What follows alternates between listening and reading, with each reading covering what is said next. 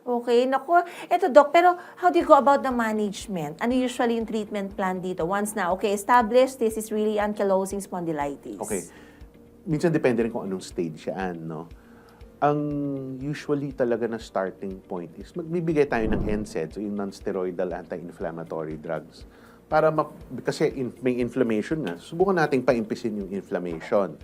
That's one. Isasabay mo yun lalo na kung hindi pa ganun kalala, talagang yung meron kang flexibility, mobility, stretching, strengthening ng mga exercises.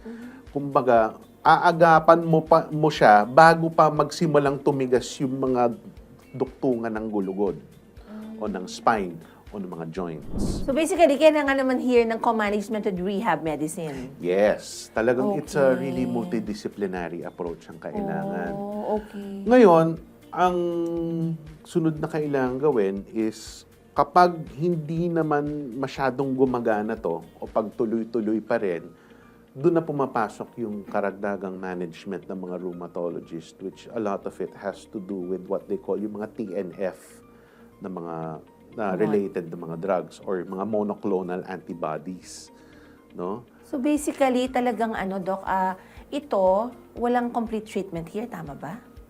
Dito sa Pilipinas? Oo. Hindi, meron din naman. Awa naman ng Diyos is available na rin ito mga ibang Okay. monoclonal antibodies. So pwede nating sabihin na pwedeng hindi lifelong tong AS.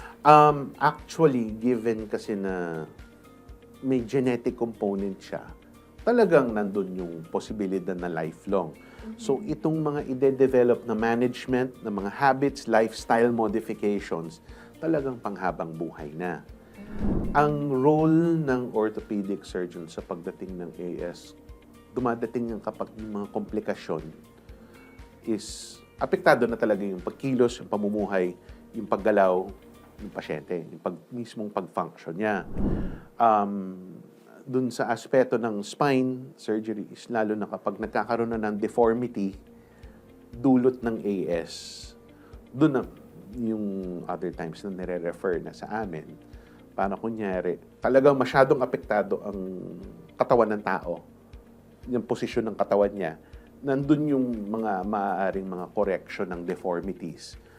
Kapag yung mga hips naman ang apektado, na yung paglakad niya, pag-upo niya, ultimong pag-upo, hirap siya, doon na pumapasok yung posibilidad ng mga joint replacement, hip replacement surgeries. So it really depends on the extent ng involvement, basic involvement ng mga joints as well, yung Yes. naapektuhan na. Nako, so dito napakahalaga Doc talaga pala ng ng rehabilitation din, and dapat mukhang kailangan dito may sense of commitment dun sa rehab, Tama. Opo. Yeah, and parang medyo nakakalungkot nga din. But anong pwede natin i-advise sa ating mga viewers na yun po, merong ankylosing spondylitis?